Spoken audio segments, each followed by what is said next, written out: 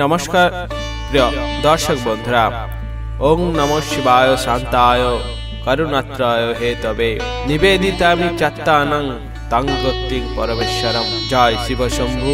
বন্ধুরা, মহাদেবের চরণে সকলের মঙ্গল কামনা করে আজকের ভিডিওটি শুরু করছি। বন্ধুরা, এই সামান্য ফুল যদি আপনি বাড়িতে সঠিকভাবে ব্যবহার করতে পারেন তাহলে আপনারা জীবনে মালামাল হতে পারেন, আপনাদের আর্থিক সমস্ত কষ্ট দূর হতে পারে, আপনার বাড়িতে আসতে পারে সুখ শান্তি এবং আপনার কাছে অর্থ সবসময় থাকতে চলেছে। তাই এই ফুলটিকে অবশ্যই আপনারা সঠিকভাবে যদি ব্যবহার করতে পারেন তাহলে আপনাদের কোনো ক্ষেত্রে কোনো বাধা আসবে না এবং আপনারা সব ক্ষেত্রে জয় হতে পারেন এবং আপনাদের অর্থ আপনাদের কাছে খুবই শীঘ্রই চলে আসবে এবং আপনারা সবসময় সুখে শান্তিতে বসবাস করবেন।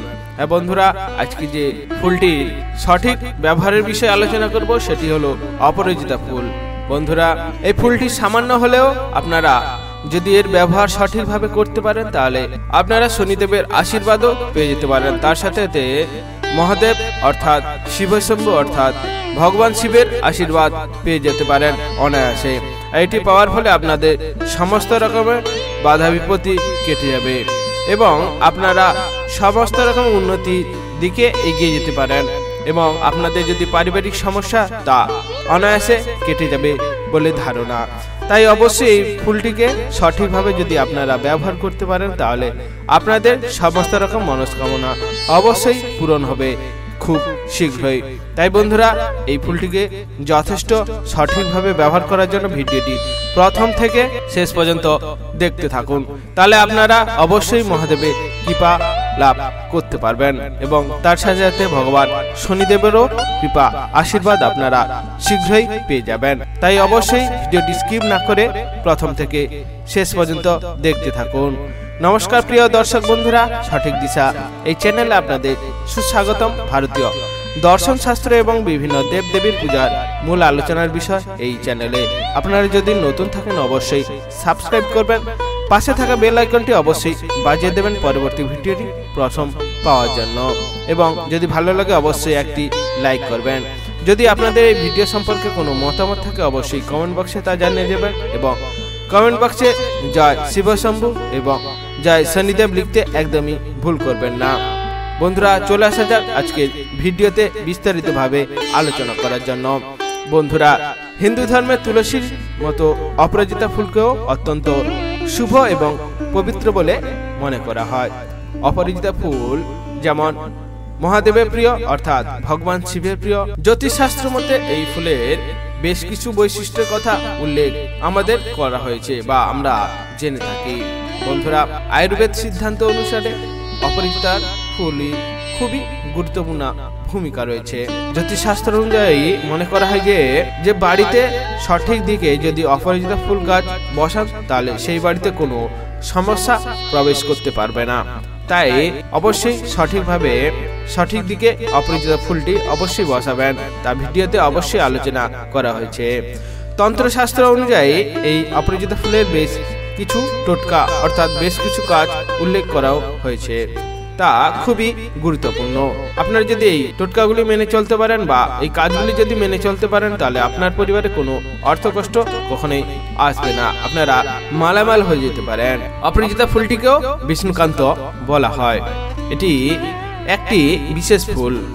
পূজার সময় এই ফুলের খুব বিশেষ গুরুত্ব রয়েছে।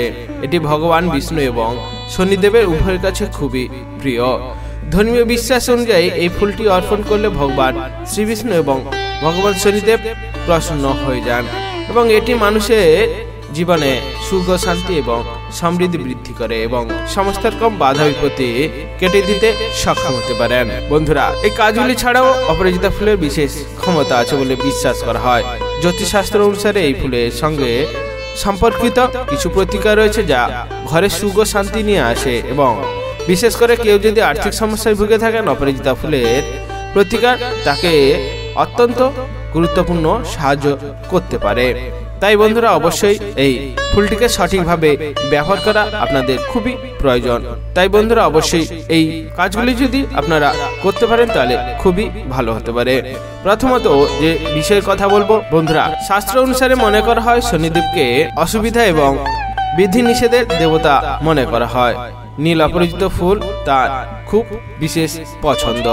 এটি ধর্মীয় বিশ্বাস আছে যে শনিবার শনিদেবকে এই ফুলের মালা যদি অর্পণ করতে পারেন তিনি অত্যন্ত খুশি হন এবং যে ব্যক্তি এই কাজটি করেন সেই ব্যক্তি সুখ সমৃদ্ধি চিরকালের জন্য চলে আসতে পারে। এছাড়াও শনিদেবের কৃপায় সব ধরনের বাধাও দূর হতে পারে। অপরাজিতা ফুল শনিদেবের খুব প্রিয়, তাই শনি দশা থেকে মুক্তি পেতে এই অপরাজিতার ভূমিকা খুবই গুরুত্বপূর্ণ। আপনি যদি ব্যবসা এবং চাকরিতে উন্নতি করতে চান তাহলে এই অপরাজিতা গাছের শেকড় নীল কাপড়ে দিয়ে বেঁধে নিজের কর্মস্থলে অবশ্যই ঝুলিয়ে রাখবেন। আর তার সাথে 21টি অপরাজিতা ফুল শনি মন্দিরে শনিদেবের চরণে অবশ্যই নিবেদন করুন। তাহলে শনিদেবের কুদৃষ্টি আপনার কেরিয়ার অর্থাৎ আপনার পরিবার থেকে সমস্ত রকম সমস্যা দূর করে দিতে পারে। তাই এই কাজটি যদি করতে পারেন আপনার সমস্ত ব্যাপারে বা আপনার পরিবারের সমস্ত রকমের বাধা বিপত্তি কেটে যাবে অনায়াসে। বন্ধুরা, দ্বিতীয় যে বিষয়ের কথা বলবো সেটি হলো, যদি আপনি আর্থিক সমস্যা ভুগছেন বা আর্থিক সমস্যা আপনাকে পিছু কোনো মতে ছাড়ছে না, আপনার কঠোর পরিশ্রম করেও আপনি উপযুক্ত ফল পাচ্ছেন না, বন্ধুরা, আর্থিক অবস্থার উন্নতিতে এই ফুল ব্যবহার করা খুব প্রয়োজন। বন্ধুরা, সোমবার মহাদেবের অর্থাৎ ভগবান শিবের পূজার জন্য বিশেষ দিন হিসাবে বিবেচিত করা হয়। তাই এই দিনে যদি কোনো ব্যক্তি আর্থিক সংকটে মুখোমুখি হন তিনি প্রতি সোমবার অবশ্যই ভগবান শিবের উপবাস রাখুন এবং ভগবান শিবের পুজো করে ভগবান শিবের শিবলিঙ্গ একটি অপরাজিতা ফুল অবশ্যই নিবেদন করুন।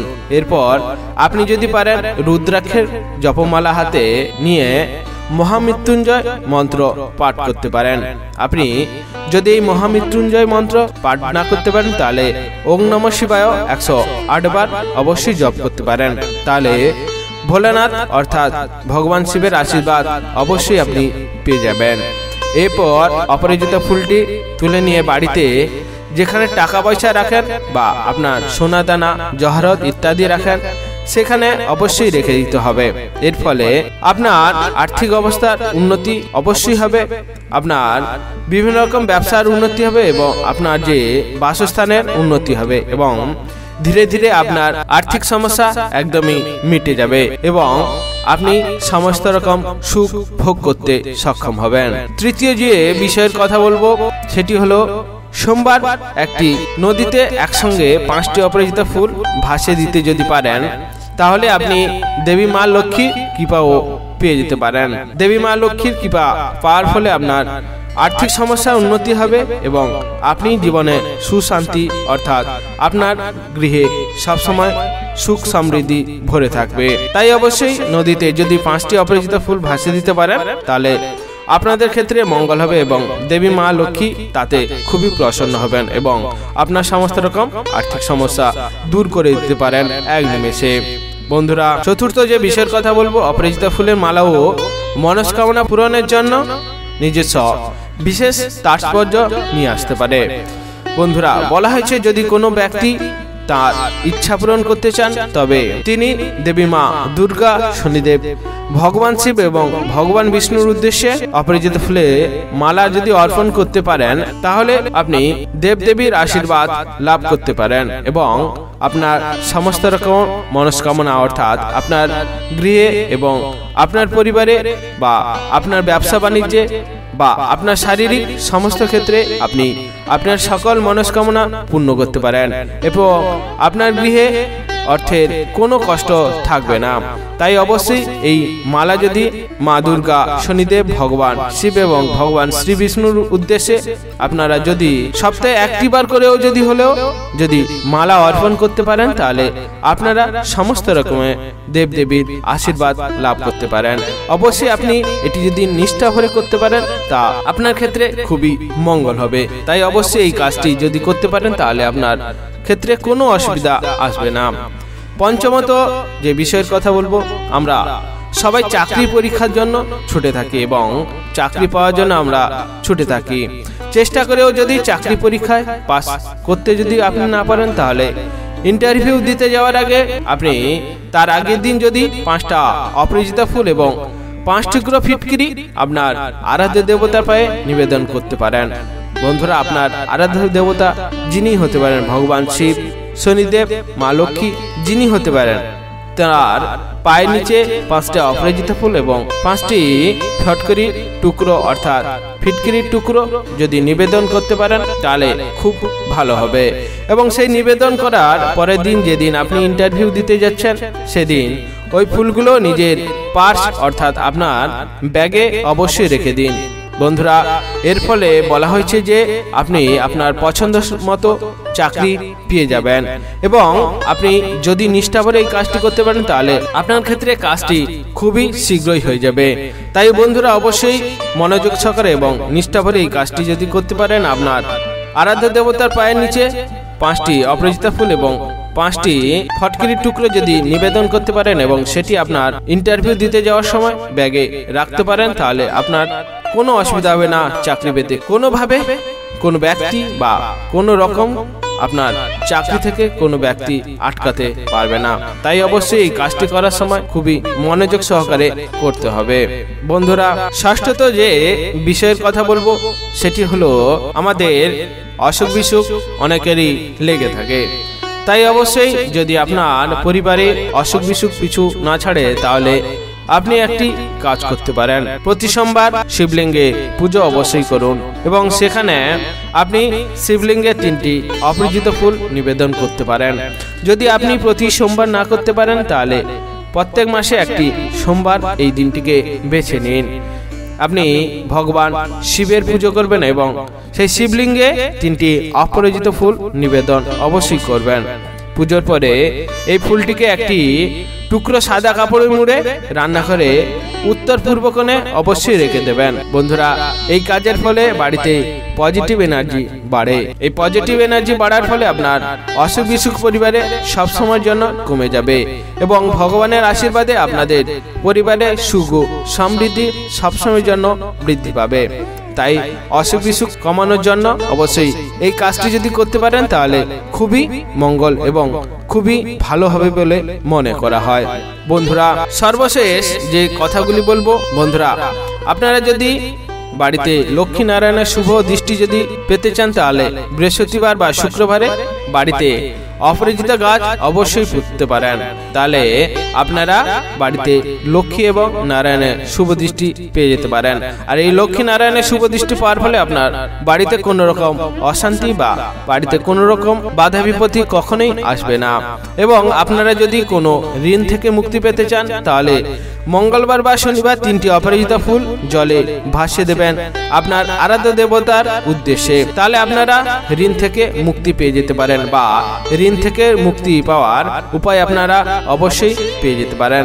তাই মঙ্গলবার বা শনিবার 3টি অপরাজিতা ফুল জলে ভাসিয়ে দিতে পারেন বা নদীতে ভাসিয়ে দিয়ে আপনার আরাধ্য দেবতার উদ্দেশ্যে আপনি এটি নিবেদন করতে পারেন।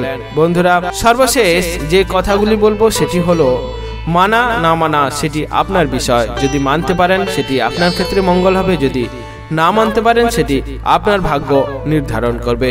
তাই বন্ধুরা, যদি মানতে পারেন তাহলে খুবই ভালো হবে।